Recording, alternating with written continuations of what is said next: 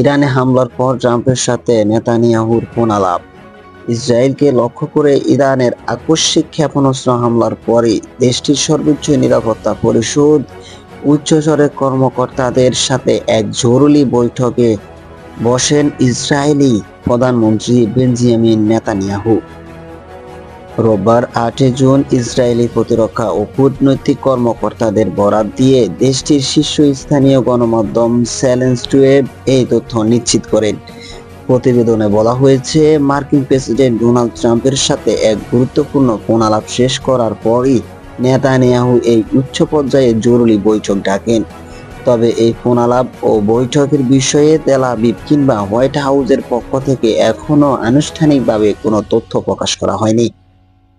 প্রতিবেদনে আরো বলা হয়েছে, ফোন আলাপের সময় মার্কিন প্রেসিডেন্ট ডোনাল্ড ট্রাম্প মধ্যপ্রাচ্যের বর্তমান উত্তেজনাপূর্ণ পরিস্থিতিকে পাল্টা হামলার পরিবর্তে আলোচনার মাধ্যমে শান্ত করার পক্ষে মত দেন।